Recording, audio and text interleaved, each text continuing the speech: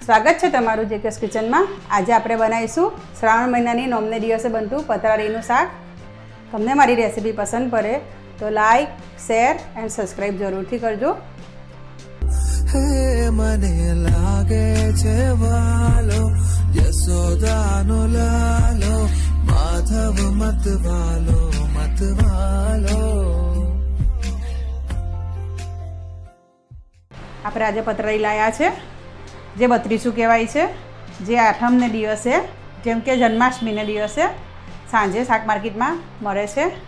હવે આપણે આ શાકને અને આ પાંદડાને બધું ભાજી છે એ બધાને ઝીણા સમારી લઈશું।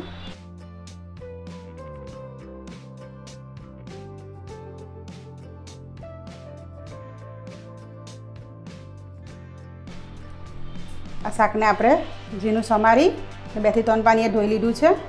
ફણગાવેલા કઠોળ છે એને પણ આપણે કમ્પ્લીટ ધોઈ લીધા છે જેથી કરીને કાકરી ના આવે। 2 ટામેટા લીધા છે, 1 ચમચી જેટલો ગરમ મસાલો, 1 લીંબુ, કોથમીર, કસ્તુરી મેથી, લીમડો, આદુ અને મરચાં કાપેલા છે, કાચા સિંગદાણા, ચણાની, મગની, મસૂરની ને અડદની દાળ છે, આ ડ્રાયફ્રૂટ છે, મસાલા, તેલ ને મીઠું। આપણે તેલ ગરમ કરવા મૂકી દીધું છે। જીરું નાખીશું, હિંગ નાખીશું, મીઠો લીમડો, આ દાળ છે એ નાખી દઈશું, બધું હલાવી લઈશું। આદુ મરચાં કાપેલા,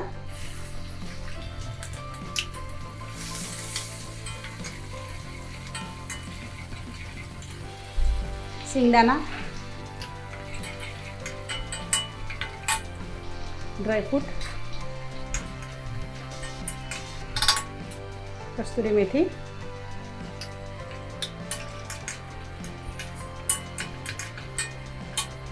ટામેટા, આ 2 નંગ ટામેટા છે,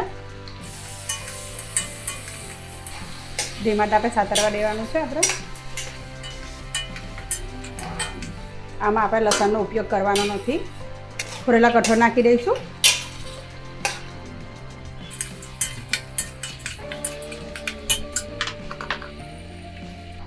સ્વાદ મુજબ મીઠું નાખીશું, 2 ચમચી જેટલી હળદર નાખીશું, બધું હલાવી લઈશું।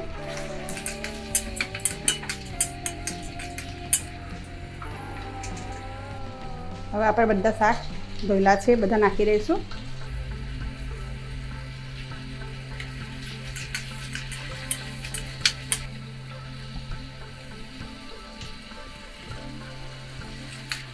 થોડી વાર હલાવતા રહીશું જેથી નીચે દાજ ના પડી જાય।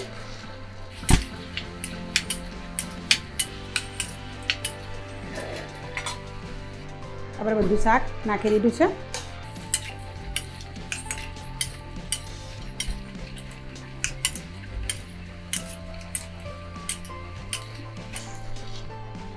આમાં આપણે ઉપરથી પાણી નથી નાખવાનું, બધું શાક મિક્સ છે એટલે ભાજી પણ સાથે છે એટલે ભાજીનું પાણી છૂટશે।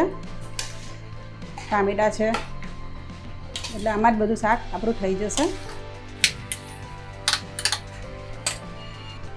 આ 1 ચમચી જેટલો ગરમ મસાલો છે એ પણ હવે નાખી દઈશું। 1 ચમચી ભરીને લાલ મરચું નાખીશું,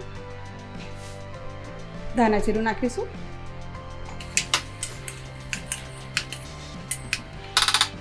હવે આપણે એને થોડી વાર માટે ઢાંકી લઈશું, ધીરા તાપે થવા દઈશું। થોડી વાર આપણે હલાવતા રહીશું।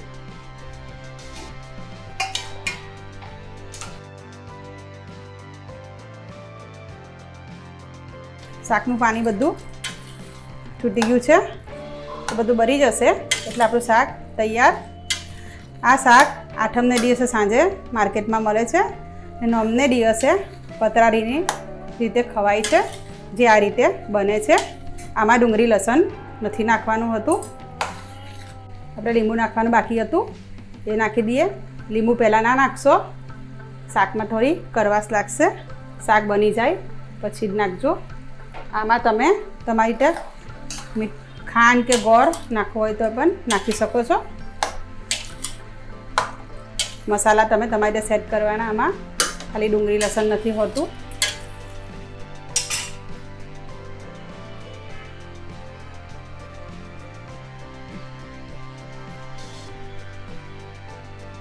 આપણી પતરાળી થઈ ગઈ છે, તેલ પણ છૂટી ગયું છે।